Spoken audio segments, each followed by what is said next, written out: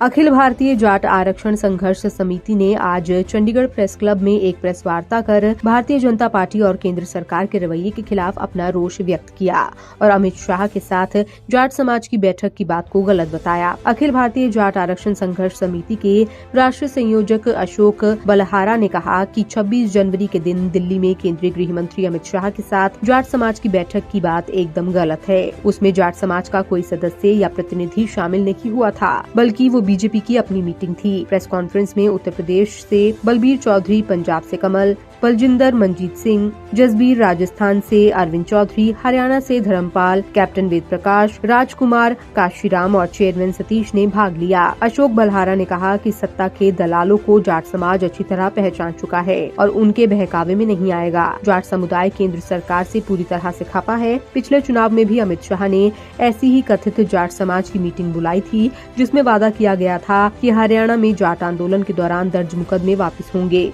और जाटों को केंद्र ओबीसी का आरक्षण दिया जाएगा। लेकिन आज तक ना तो जाटों को केंद्र में आरक्षण मिला, उल्टा हरियाणा में भी जाटों का आरक्षण खत्म कर दिया गया है। केस वापसी के सवाल पर यशपाल मलिक पर दर्ज देशद्रोह का केस खत्म किया, बाकी जाटों पर आज भी हजारों मुकदमे चल रहे हैं। इससे जाट समाज में भारी रोष है। हरियाणा की खापों के प्रतिनिधियों और अलग अलग संगठनों के प्रतिनिधियों और संघर्ष समिति के पदाधिकारियों ने विचार विमर्श करके आने वाले विधानसभा चुनाव में अलग अलग राज्यों में हिंदू जाट, मुसलमान जाट, सिख जाट इकट्ठा होकर अपनी एक एक वोट बीजेपी के खिलाफ देने की अपील करते हैं। आने वाले समय में उत्तर प्रदेश, उत्तराखंड और पंजाब में बीजेपी को हराने का समाज काम करेगा। हमारा कहना उसमें ये है कि वो जाट समाज की मीटिंग नहीं थी, वो बीजेपी के पदाधिकारियों की, नेताओं की और वर्करों की मीटिंग थी। क्योंकि भारतीय जनता पार्टी और अमित शाह को जाट समाज की याद तभी आती है जब चुनाव होते हैं।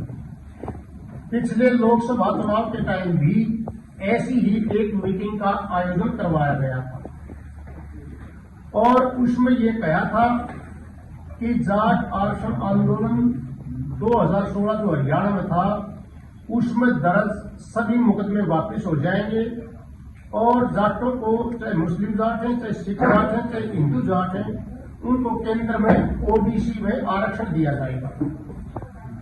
परंतु अफसोस की बात है कि आज तक न तो आरक्षण मिला, उल्टा हरियाणा में जाटों का आरक्षण छीन लिया गया, केंद्र में मिला नहीं।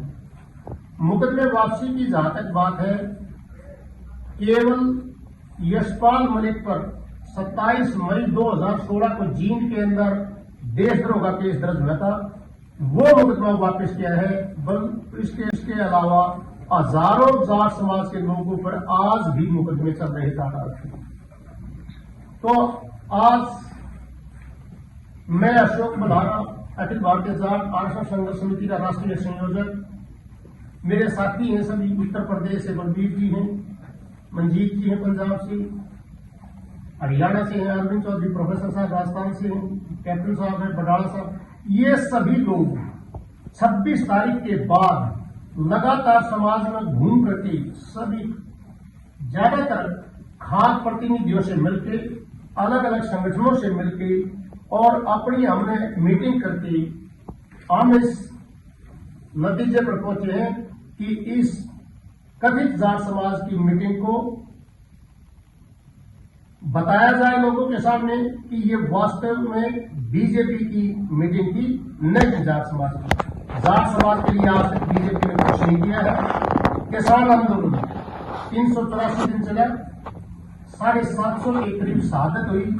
कभी भी बीजेपी के एक भी नेता ने सहानुभूति का एक भी शब्द नहीं बोला। उल्टे उस आंदोलन पर अलग अलग तरह के, कभी खालिस्तान के, कभी मुट्ठी भर लोग बताने के उल्टे लांछन सरकार लगाती है।